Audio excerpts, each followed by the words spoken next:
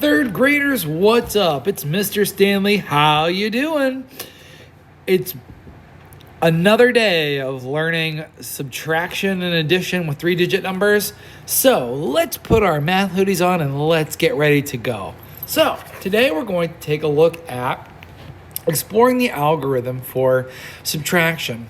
Just like a couple days ago when we explored the algorithm for addition, it took a lot of effort for us to figure out how to move tens, ones, and hundreds and keep them in place so that we could do things called regrouping. Well, today we're going to look at the same thing, only in terms of borrowing to have enough to take away. And I'll explain that here in just a few minutes.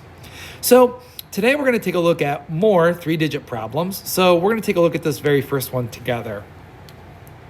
So I'm going to read it to you, and then we will try to figure out what the problem is asking us to do. So today, let's take a look at number one. Lexi's book has 327 pages. She has read 118 pages so far. How many pages does she still have left to read? So let's take a look at what it is asking us. Well, first of all, we have this girl named Lexi, and she has read 327 pages in the book, and she's read 118 pages so far. I like that, so far. That tells us where she's at. So they want to know, the question is, how many pages does she have left to read? And that word left is really important because usually when we're talking about leftovers, we're trying to find out a difference or a distance between two numbers. So maybe pause the video for a quick second and see if you can come up with an equation or two with a variable of this story problem.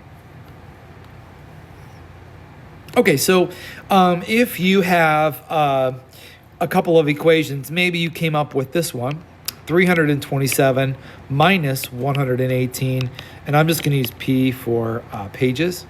Or maybe you want to think of she is at 118 and she needs to get to how many pages she has left to go to get to 327. So those are some possible equations that you could use to figure this problem out. So today I'm going to let you solve this problem on your own using any strategy that you know how.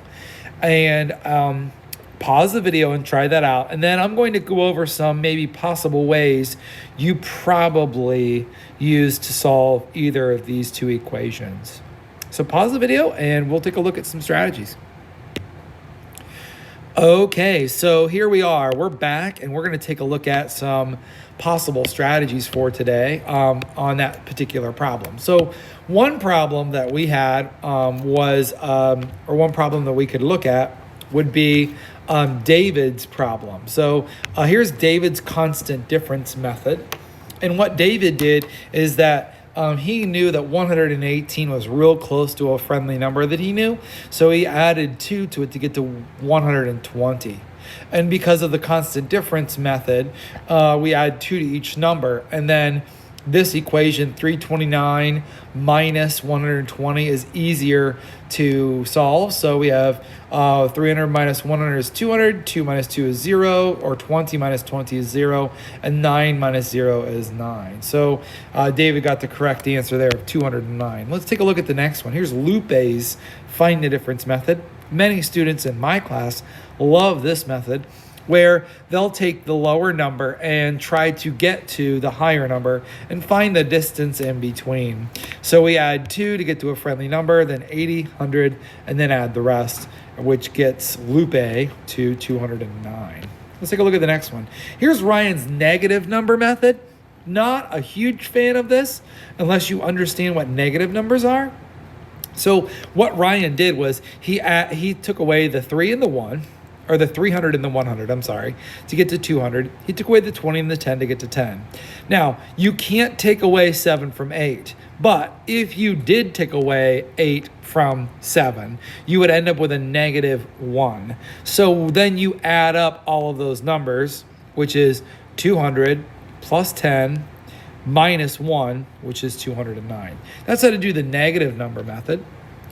Then there's the remove method. So you could start with, like we worked on expanded notation the other day, you could start with your hundreds, your tens, and all of your ones, and then basically take away or X out what's left.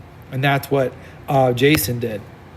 And here's Sherry's method with the ones. So this is the algorithm for subtraction, and you can't take negative numbers here, or you shouldn't. So you can't take 8 away from 7. So what you have to do is you have to borrow a 10 to make it, take the 10 over to make this a more friendly number to subtract from. So we took a 10 from the 20 here to make it 7, to make the 7 into a 17. So 17 minus 8 is 9. 10 minus 10 is 0. 300 minus 100 is 200. We have 209 pages when we're done. So let's take a look at these two. I'd like for you to choose and solve one or more of the problems below. Try the same thing, circle and underline some of the things that are in this, or write down a couple of equations for this story problem. Keep in mind that these are a distance or difference problems because we're working with subtraction. And try using any of those methods that I mentioned that work for best for you.